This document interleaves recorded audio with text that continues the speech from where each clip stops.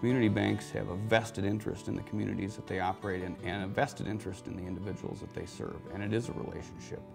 We know our borrowers, we care about them, our kids go to the same schools, we shop in the same grocery stores, sometimes attend the same churches, and that really is the difference. And you don't get that with the revolving door management at a mega bank here or anywhere else across the United States. And the community bank too also takes care of their community. They're in many other activities that are promoting the town. Well, take our people for example. I mean, 100% of our staff last year volunteered their time outside of bank time to give back to the community in one form or another. It's just incredible. It's that outpouring, it's the support. I mean, the community bank really is part of the fabric of the community that they operate in. Grand Rapids State Bank has been a vital part of the Grand Rapids and surrounding communities. Think about the businesses that we have helped get established, prosper, and grow, and the number of people that we've been able to put into homes as homeowners, people who bought their first cars. I mean, we have young customers, we have more senior customers, and some of them are multi-generational customers. There's a continuity of relationship there, and we care. There's a certain percentage of all activities. Somebody's going to have a little problem now and then, but we can always work. We know the borrower. We can always usually work things out with them. That's right. You know, one other thing that I think about when I look at our geographic area, you know, this isn't Hyannisport or, you know, this is rural northern Minnesota. And we have, you know, some people that maybe wouldn't qualify for, you know, a Fannie Mae or Freddie Mac loan that we can talk to, we can make an assessment, and we can help too. I mean, and I think we've done a good job of that.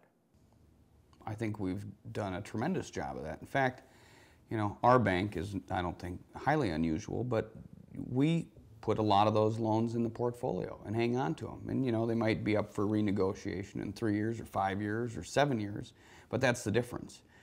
If they don't qualify for some conventional 30-year fixed-rate financing, if we're talking about a loan, we can still help them. I mean, we know who they are, we know where they work, we might know their parents or their siblings or other family members. I mean, there is a relationship. And so going into that transaction that might not be conventional for government-sponsored entities is a very bankable relationship for a community bank like ours. Well, and we've had the prerogative or the latitude to make those decisions too, which I'm sure Dad will, you know, you'll agree, we've had people that have come up and say, you know, when you gave us that loan 21 years ago that nobody else would give us, and you charged us 0.5% more, you know, it made all the difference in our life. So, I mean, that's real. You know, another interesting thing that I just think bears mentioning in this world of appraisals, and you're dealing with appraisals today. You know, Claire was our appraiser for many, many years. Sure. And I deal with the regulators. And Claire had a one-page appraisal report, you know, and he'd go out and look at the house and, you know, he'd say, okay, the land's worth this and the building's worth that. And, you know, his litmus test was, you know, push came to shove, would I pay that much money? Would I buy that loan amount Sure. from the bank? And, you know, I fought with the regulators for 25 years.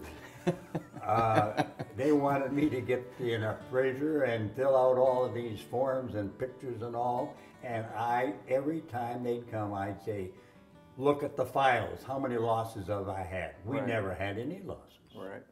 So, you know, we went 180 degrees over on all these newfangled kind of appraisers. You know, and we're still dancing around the issue. Sure we are. But you can't argue with that historical performance. Well, you can't, and you contrast that with today, when a neutral third party has to order the appraisal, and you know, the bank has no control over it, and the banker can't talk to the appraiser, and you know, in some cases you need to be able to have that dialogue. But that's all a result of the abuses that took place on, you know, Wall Street and the unregulated sectors of the industry. But that was one of the things that a community bank could do. You know, we had that latitude, and for a long time, you know, if we were making 20 real estate mortgages or 240 real estate mortgages a year, in 10 years, that's $2,400 over this guy's career. And, you know, think of how many mortgages or people he helped get into houses.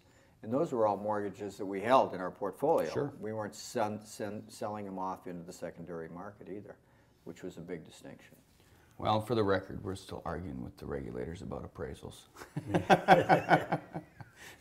Well, and I think we're still trying to stick to the business model that, you know, you can start with that young, smart saver, help them get their first car loan, you know, help them with their housing, help them, you know, as long as they're here in our community or even when they go away, you know, a responsible credit card or some kind of an arrangement, help them with their housing needs, help them with their retirement dollars. I mean, I'm sure Dad knows and I do, you know, I still have people that have been with us for 60 years that they still want to talk to Claire or Steve or even you, and we're there for them. That's right. You know, and how can you argue with that? I mean, it's hands-on and it's service and it's genuine, and I mean, we care about them and how they're doing. Well, it transcends the products and the services. It's about the relationship and the degree of trust that they've placed not only in the bank, but in you or you personally, and, you know, by extension, the people that you've hired over the years. Well, let's keep doing it. All right.